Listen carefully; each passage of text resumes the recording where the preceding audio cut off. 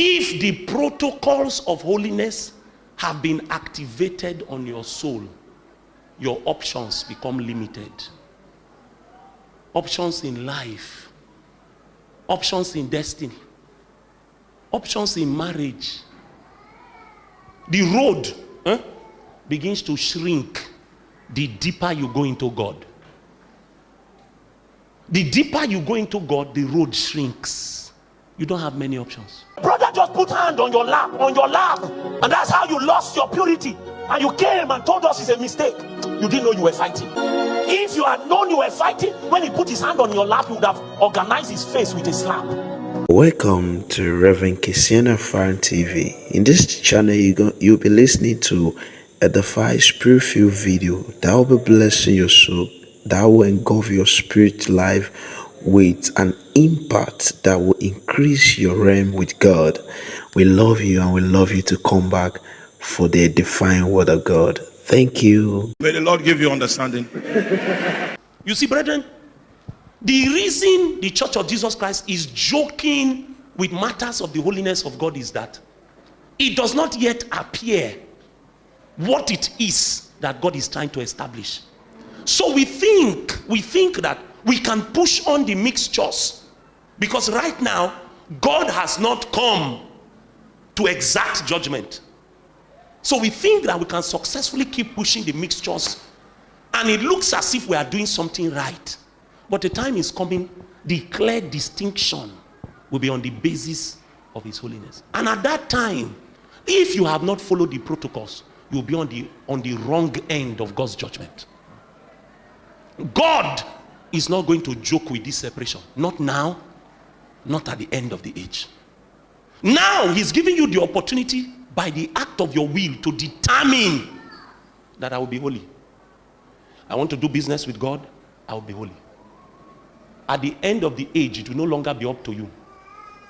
God will bring out his measuring rod, and if you do not measure up, there will be no excuses. So to keep his plan going, his plan, I will show you in Revelation, his plan. In Revelation 21, we will see that there will be no need for a temple in the New Jerusalem. Ooh, that's the whole idea. Man and God are supposed to be naked and enjoying their deep relationship together, because in both parties there is no corruption. They're supposed to be enjoying themselves. That's what God is trying to achieve. But God could not do it with Israel because Jesus had not yet been crucified. So there was no basis for him to be able to be open with all of Israel. So he chose the Levites. He said, okay, let me put my presence here temporarily. So if you want to do business with me, come into the sanctuary. Then me and you. But if you are going to come into the sanctuary, you must be holy. Any priest that went into that place unholy, he died. He died without God even getting angry. He will just die. Nadab and Abihu decided to bring strange fire. God did not say, I'm angry with you. At the minute the incense ascended, the system rejected it and killed them. Because that system is designed to host the holiness of God. You know what we have done? Because the veil has now been taken away. Do you know the fear the average Israelite had when they looked at that tabernacle? The reverence they had when they looked at that tabernacle. They knew that if I was not a priest and I went there, I would die. But because that old has been taken away, and now the temple is not one made with hands. God dwells within us. Are you with me? Yes, sir. God dwells within us. In the Old Testament, you had the sanctuary, you had the priest, you had the sacrifice, you had the altar. In the New Testament, you that is a Christian, you are the priest. You that is a Christian, you are the temple, you are the sanctuary. You that is a Christian, you are the sacrifice. You that is the Christian, you are the altar. Everything has been collapsed into one entity, which is the believer. The believer. So the believer in his spirit is the Holy of Holies. That is where he's having intercourse with the Spirit of God. So the Bible will say that the Spirit beareth witness with our spirits. So there's a constant engagement between the Spirit of God and your spirit. When you see a Christian that is confused, a Christian that cannot build anything with the Lord, the Christian is suffering a disease called spiritual death. There's a disconnect between the Christian spirit and the Spirit of God. The Spirit of God is not alive within their own spirit. So they are blind, they are deaf. They are given to all kinds of strange appetites. No government, no control. They live anyhow, watch anything, eat anyhow, dress anyhow, talk anyhow. The truth about it is that if you find a believer that does not have disciplines around their life, no true Christian is a loose cannon. No true believer. None. Somebody that just sleeps anyhow, anything that is any popular series, movie that is available, they've watched it. Even before the people released it, they found a way to watch it. They just live anyhow, eat anyhow, crack all kinds of jokes. That entity, I don't know whether it's a human being, that entity is not a Christian. Go and read church history. Christians have never been loose people. There's a sense of responsibility that comes upon you when you get born again. When you realize that you are a walking headquarters of the divine. You are literally carrying God on your inside. You are his representative on the earth. There's a sense of responsibility that even when you sit down and time is just flying and you are idle, you will be feeling guilt. Something will be telling you that what kind of life is this? You are just wasting time. This time that when it passes like this, you can't get it back. No genuine believer lives in such wantonness. None. So one of the ways to even check somebody's spiritual health is find out what they do with their spare time. Find out how they order their lives. Find out who their friends are. Find out the kind of things that they love. If the protocols of holiness have been activated on your soul, your options become limited. Options in life, options in destiny, options in marriage. The road begins to shrink the deeper you go into God. The deeper you go into God, the road shrinks. You don't have many options. So when you meet a Christian and say, I don't do that, it's not that the person is trying to live a boring, useless life that people will say they are doing gym. It's just that the spirit on the inside will begin to regulate you. And you see, one of the ways you will know that that regulation is becoming effective is that you will hate this world. You love the world. You are obsessed with this world. This world is like gold. It glitters. James made it clear. Friendship with the world is enmity with God. You can't have both. You will find out that you will hate the world. Hate it. And it's not something you are faking. It's not that you are faking it. You will just be scrolling on Facebook and see something and say, what is this? What? How is this supposed to make somebody laugh now? This. What is this? And then you look at it, it has 5 million views. A lot of sick people are roaming around. But they don't know they are sick. Something is terribly wrong with the software that is running man. It's terribly wrong. And this is why, even though the church is growing in numbers, we don't have people like Frances Havigal.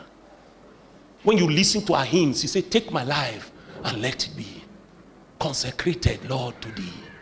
I read her biography at least maybe 17 years ago. And when I read that woman's biography, I told myself, if a human being can find God like this, I will find God. People said that when she walked into a room, it was like God was literally present with her.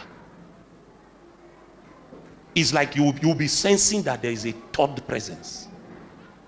in the room. My mentor, Charles G. Finney, I read in one of his books that God, when God encountered him, God began to pour into his heart the love of God. He said as God was pouring the love of God into his heart, he screamed, he said, "Stop!" He said, "Lest I die from love." It was intense. That's how real God was to men that walked with him before us. The man I speak about, Finney, could come into a place, and when he enters into a place, from what the biography I read, conviction will strike an entire village. I'm not saying these men were perfect, but they found a way to genuinely host God. They were fulfilling their design. But we came up and we said, that Christianity is boring. We need to do Suya Sunday. Suya.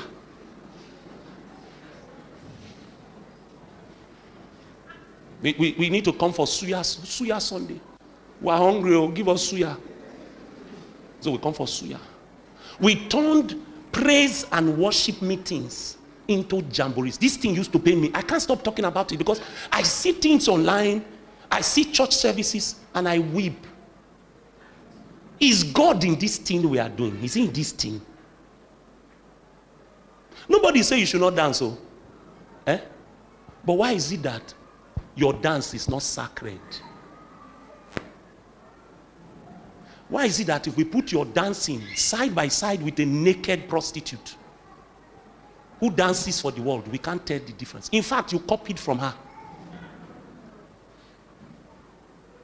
It would have been an abomination. I don't have the time to show you in Leviticus that it was possible for an Israelite to go and sell himself to a Gentile.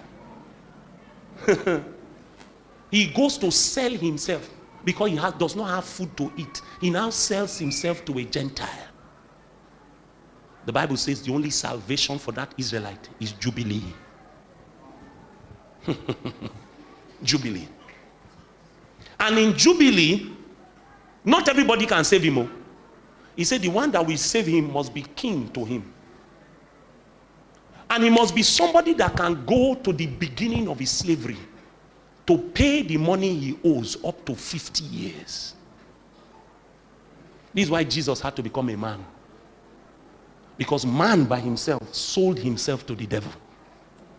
Jesus is the only one that can go as far back as your past and pay the debt that you did not own. What we are doing now is we are making a mockery of redemption.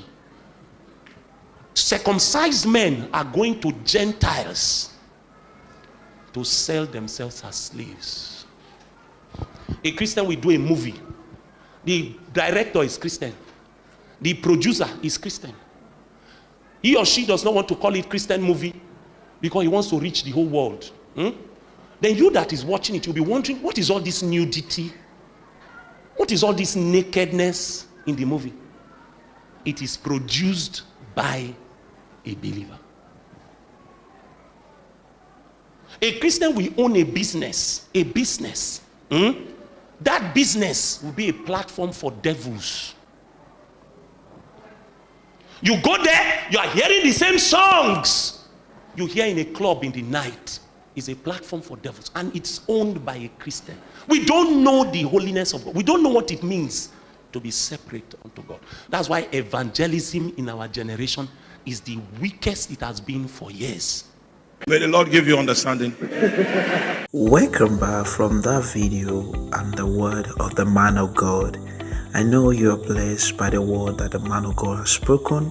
Please, in any way you are touched, in any way you've learned one or two things, please do well to meditate on them and pray as the Lord will gonna be helping us together as we journey this journey of Christianity. May the Lord give us understanding. Please do well to like our video, subscribe to our channel, and click the notification button so you'll be notified whenever we have a video like this. Thank you. We love you. May the Lord give you understanding.